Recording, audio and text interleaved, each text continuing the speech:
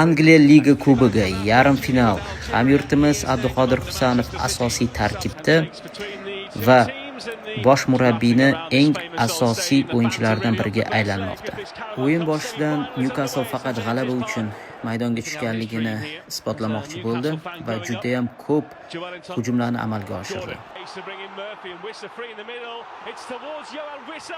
Nafaqat ko'plab hujumlarni Newcastle jamoasi, balki pressingni va jarohatli vaziyatlarni amalga oshirdi.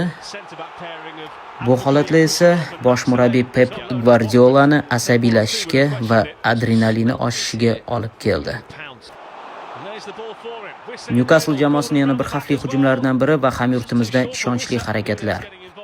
O'yin davomida ikki jamoa futbolchilari bir-biriga o'ta kuchli darajada hurmat-izzat ko'rsatishga harakat qilishdi. Buni natijasida Manchester City futbolchilari keskinroq o'yin ko'rsatishga harakat qildi va birin-ketin hujumlarni amalga oshirdi. Ikkinchi bo'lim yana Newcastle xavfli vaziyatlar bilan alohida ajralib turdi va darvozabon bir necha bor jamoasini xavfli vaziyatlardan qutqardi. Futbolda sen urmasang senga urishadi deyshadi va Manchester City birinchi bo'lib hisobni ochdi 1-0.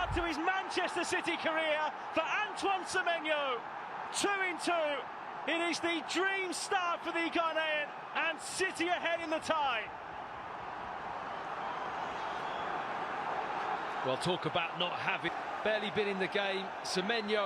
Newcastle jamoasi mag'lubiyatga rozi bo'lmasligi aniq edi va ko'plab hujumlarni amalga oshirdi va hamyurtimiz bu yerda ham ishonchli o'yin ko'rsatdi. Mana shu joyda hamyurtimizga bitta yurakchani qizartirib qo'yamiz, chunki ishonchli o'yini sababli Pep Guardiola zaxiraga olmadi.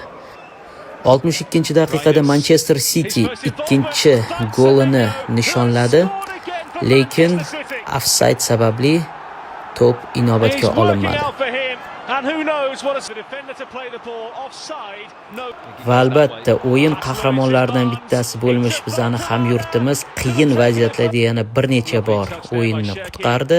Shuni hisobida Manchester City qo'shib berilgan daqiqalarda gol urib 2-0 hisobida g'alabani ilib ketdi.